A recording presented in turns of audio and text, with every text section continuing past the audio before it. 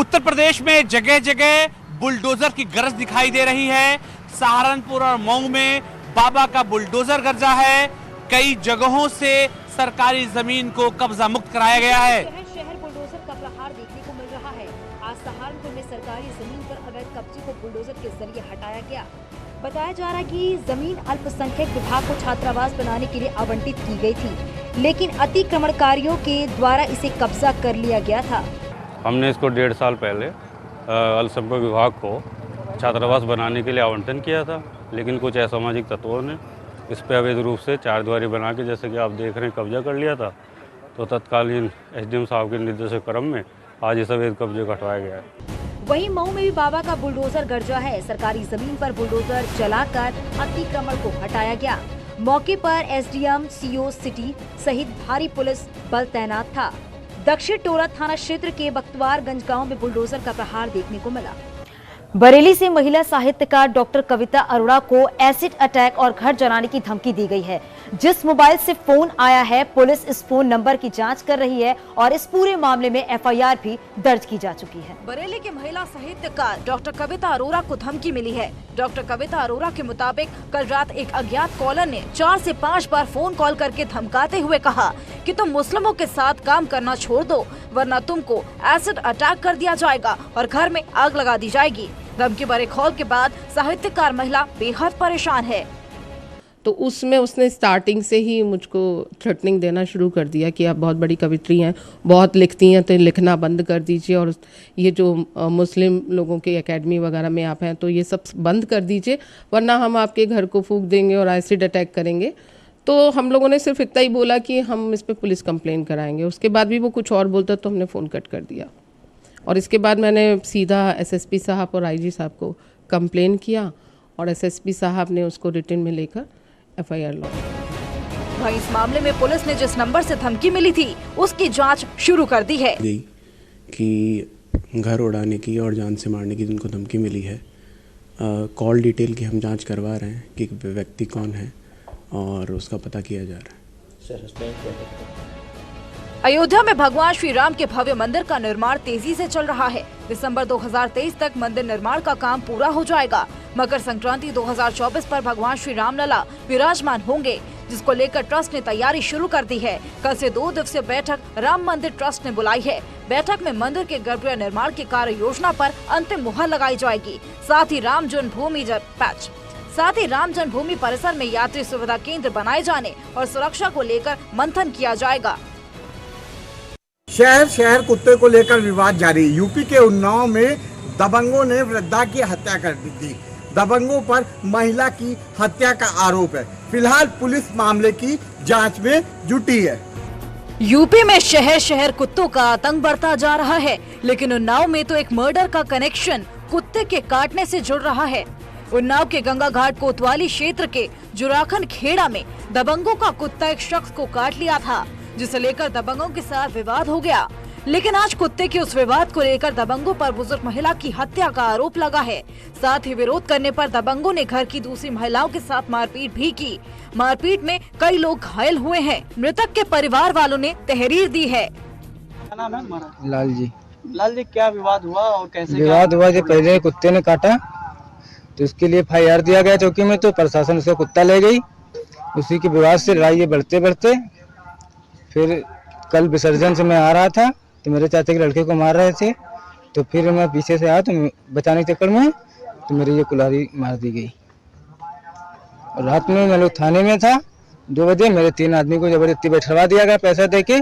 उसके बाद यहाँ पे 4-6-7 आदमी वहाँ पे थे, 4-6 आदमी यहाँ चढ़ाई कर दिया घर पे। तो दादी के टक्का मारने में कोई नहीं मिला यहाँ पे, तो उसी की वजह से गिरने से ये डेथ हुई है। आगरा पहुंचे डिप्टी सीएम ब्रजेश पाठक ने एसएन मेडिकल कॉलेज का दौरा किया और यहाँ पर बन रहे 200 बेड के सुपर स्पेशलिटी हॉस्पिटल का निरीक्षण किया और कहा कि तय समय पर यह प्रोजेक्ट पूरा होगा। डिप्टी सीएम ब्रजेश पाठक ने आज आगरा के एसएन मेडिकल कॉलेज का औचक निरीक्षण किया। इस दौरान डिप्टी सीएम ब्रजेश पाठक ने मेडिकल कॉलेज में निर्माणाधीन 200 बेड के उच्च कोटि के हॉस्पिटल का कार्य प्रगति देखी। ब्रजेश पाठक ने कहा कि 200 बेड का हॉस्पिटल मरीजों के बेहतर इलाज में सहायक होगा। हॉस्पिटल जनवरी तक बनकर तैयार हो जाएगा। सुपर स्पेशलिटी हॉस्पिटल की तरह काम करेगा। सभी विभागों के जो उच्च कोटि के चिकित्सक हैं वो यहाँ पर तैनात होंगे, प्रोफेसर्स, और इसमें ऑपरेशन थिएटर्स भी हैं, प्राइवेट रूम्स भी हैं, और ओपीडी हर फ्लोर पर अलग अलग विभागवार बनाई गई है। बहुत व्यवस्थित ढंग से जो मानक हैं उनके अनुरूप ये हॉस्पिटल आगरा के लिए एक सौगात होगा, और इसका उद्घाटन शीघ्र ही हम करेंगे। दिसंबर इसकी लास्ट डेट है, मुझे लगता है जनवरी तक में इसका उद्घाटन हो जाएगा। और चिकित्सक और पैरामेडिकल स्टाफ की भर्ती चल रही है और इसमें कहीं कोई दिक्कत नहीं है, इसको समय सीमा में हम पूरा करेंगे। अक्सर देखते हैं बजट की कमी रहती है, उसके नहीं, कोई कमी नहीं होने देंगे, सब कुछ पूरा है, और जो त्रुटियां हैं उनको दुरुस्त करने के लिए लगातार हम काम कर रहे हैं। फिरोजाबाद में अपराधी को पकड़ने गई पुलिस पर आरोपी ने फायरिंग कर दी है, पुलिस ने आरोपी को गिरफ्तार कर लिया है। फिरोजाबाद में अपराधियों के हौसले बुलंद हैं। फिरोजाबाद नगर के थाना दक्षिण इलाके में आरोपी को पकड़ने गई पुलिस पर फायरिंग हुई। फायरिंग का आरोपी, बाद में पुलिस ने आरोपी को तमंचा के साथ गिरफ्तार कर लिया। बताया जा रहा है कि शिकोहाबाद से एक महिला की शिकायत पर थाना शिकोहाबाद पुलिस आरोपी को गिरफ्तार करने पहुंची थी। लगाए गए थे वादिया के द्वारा सही प्रतीत हो रहे थे। उसके बाद हम लोगों ने जो आरोपी थे उनके बारे में उनके वेयर अबाउट्स के बारे में पता करना शुरू किया। आज आरोपी का लोकेशन थाना दक्षिण क्षेत्र के बस स्टैंड के पास मिला। वहाँ पे जब हमारी टीम पहुँची उसके बाद ये जो आरोपी है उसने हमारी टीम पे फायर किया। हम लोगों ने अपना बचाव करते हुए उसको हिरासत में लिया है, अभी थाने पर लेके आए हैं। इसमें अभियुक्त पंजीकृत करके और अग्रिम वैधानिक कार्रवाई। कानपुर पुलिस ने 3 साथी ठगों को गिरफ्तार किया है। लोगों को मोटी कमाई का झांसा देकर ठगी करते थे। कानपुर क्राइम ब्रांच को बड़ी सफलता हाथ लगी है। पुलिस ने 3 शातिर साइबर ठगों को गिरफ्तार किया है। दरअसल ये लोग वेबसाइट के जरिए क्रिप्टो करेंसी सहित दूसरी चीजों में अच्छा रिटर्न का लालच देकर लोगों से निवेश कराते और बाद में पैसे लेकर गायब हो जाते थे। जिस युवक की शिकायत पर ये लोग पकड़े गए उसके साथ 11 लाख का फ्रॉड हुआ था। इसमें 3 अभियुक्तों को गिरफ्तार करने में उनके द्वारा सफलता पाई है। जो इस केस के वादी हैं वो भी यहाँ पर मौजूद हैं। ये फैज़ुर रहमान है जिन्होंने 30 अप्रैल से एक शेयर ट्रेडिंग का काम शुरू किया था, जो एक वेबसाइट है idexonline.com पे। इन्होंने पैसा इस वेबसाइट पे ट्रेडिंग के नाम पर इन्वेस्ट करना शुरू किया था। इनको शुरू में अच्छे रिटर्न्स भी प्राप्त हुए, तो इन्होंने इकट्ठा ही बाद में 11 लाख रुपया इन्वेस्ट किया था, और ये 11 लाख इन्वेस्ट करने के बाद ये वेबसाइट क्रैश हुई और उनका पैसा पूरा डूब गया। अयोध्या में भगवान राम के भव्य मंदिर का निर्माण कार्य तेजी से चल रहा है, जिसको लेकर कल 2 दिवसीय बैठक होने वाली है। बैठक में गर्भगृह के कार्य योजना को लेकर अंतिम मुहर लग सकती है। अयोध्या में भगवान श्री राम के भव्य मंदिर का निर्माण तेजी से चल रहा है। दिसंबर 2023 तक मंदिर निर्माण का काम पूरा हो जाएगा। मकर संक्रांति 2024 पर भगवान श्री राम लला विराजमान होंगे, जिसको लेकर ट्रस्ट ने तैयारी शुरू कर दी है। कल से 2 दिवसीय बैठक राम मंदिर ट्रस्ट ने बुलाई है। बैठक में मंदिर के गर्भगृह निर्माण की कार्य योजना पर अंतिम मुहर लगाई जाएगी। साथ ही राम जन्मभूमि परिसर में यात्री सुविधा केंद्र बनाए जाने और सुरक्षा को लेकर मंथन किया जाएगा। इतनी बात मोटा मोटी तो तय है कि विगत बैठक में जो निर्णय लिया था वो कितना हो गया उसकी संपुष्टि होगी, और आगे जो महामंत्री का प्रतिवेदन होगा वो होगा, और फिर जो काम सामने रखे जाएंगे उसके हिसाब से फिर ट्रस्ट चर्चा करेगी। योगी राज में उत्तर प्रदेश में लगातार निवेश बढ़ रहा है। उत्तर प्रदेश निवेशकों की पहली पसंद बना है। योगी सरकार में यूपी निवेशकों की पहली पसंद बन गया है। अभी तक आंकड़ों के मुताबिक यूपी में 24 देशों में 50,000 करोड़ का निवेश किया गया है। इसके साथ ही जनवरी 2023 में ग्लोबल इन्वेस्टर समिट में यूपी में फॉरेन डायरेक्ट इन्वेस्टमेंट के जरिए और भी निवेश आने की संभावना है, जिसके बाद 10 लाख करोड़ के निवेश का लक्ष्य पूरा होने की भी संभावना है। सरकार ने निवेशकों को मदद पहुंचाने के लिए प्रदेश में डेडिकेटेड हेल्प डेस्क भी बनाया है। पिछले 5 वर्ष में 12 देशों से 26,371 करोड़ रुपए के निवेश के प्रस्ताव मिले हैं, जिसमें 39 परियोजनाओं के लिए भूमि आवंटित भी कर दी गई है। इस निवेश के बाद 38,000 से ज्यादा लोगों को रोजगार मिलेगा।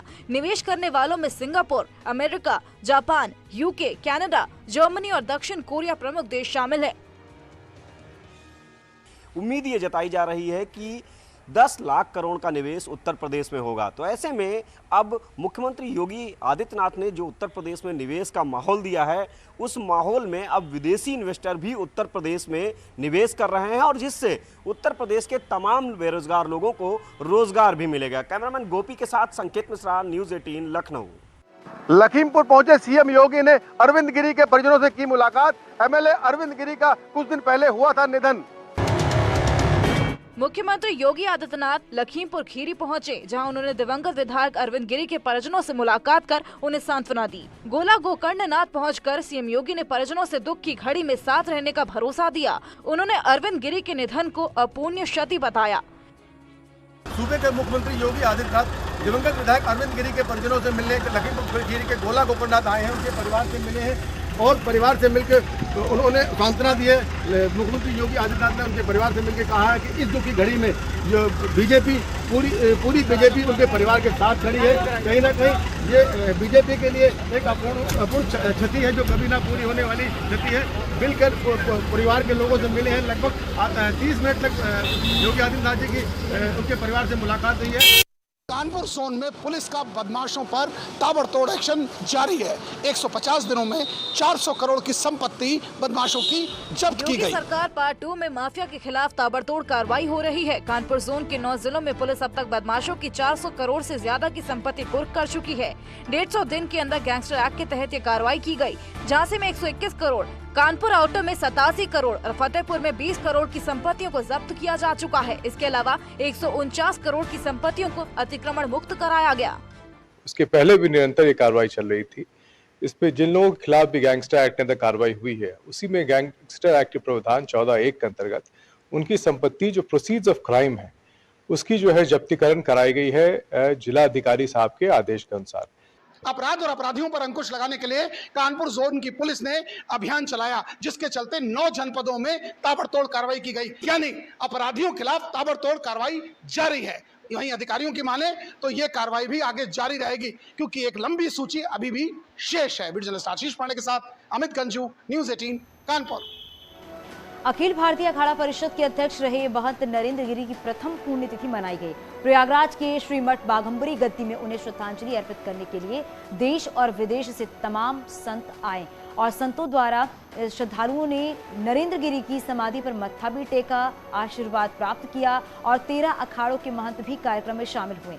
नरेंद्र गिरी की समाधि पर पूजा अर्चना की गई और इसके बाद श्री महंत विचारानंद संस्कृत महाविद्यालय में श्रद्धांजलि सभा का आयोजन किया गया। इस आयोजन में प्रसपा अध्यक्ष शिवपाल सिंह यादव, अखाड़ा परिषद के महामंत्री महंत हरि गिरी भी शामिल हुए। सभी नरेंद्र गिरी से जुड़े संस्मरण साझा किया और उनको याद करके उनकी यादों को ताज़ा किया और इस मौके पर मठ और समाधि स्थल को फूलों से सजाया गया। बाघंबरी मठ के उत्तराधिकारी श्री महंत बलवीर गिरी ने कहा कि नरेंद्र गिरी का प्रथम पुण्यतिथि स्मृति पर्व को बेहद भावुक पल बताया गया है। श्रद्धांजलि सभा के बाद भंडारे का भी आयोजन किया गया, जिसमें साधु संतों ने सात्विक भोजन ग्रहण किया। अखाड़ा परिषद के पूर्व अध्यक्ष दिवंगत महंत नरेंद्र गिरी की प्रथम पुण्यतिथि पर उनके बाघंबरी मठ पे तरह तरह के कार्यक्रम आयोजन हुए। सबसे पहले उनके समाधि स्थल पर पूजा अर्चना हुई, जिसमें खुद जो नए पीठाधीश्वर हैं बलवीर गिरी जी महाराज, उनके साथ साथ प्रसपा मुखिया शिवपाल यादव भी शामिल हुए और तमाम संत शामिल। यूपी में शहर शहर बच्चा चोर की अफवाह की खबरें आ रही है। पुलिस लोगों से अपील कर रही है कि वो अफवाहों पर ध्यान ना दें। यूपी में शहर शहर बच्चा चोरी की अफवाह है।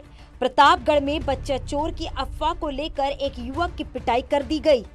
बताया जा रहा है कि युवक घर जा रहा था, तभी ग्रामीणों ने युवक को पीट दिया। उन्नाव में बच्चा चोर समझकर महिला समेत 3 लोगों की पिटाई कर दी गई। ये तीनों बाइक से जा रहे थे।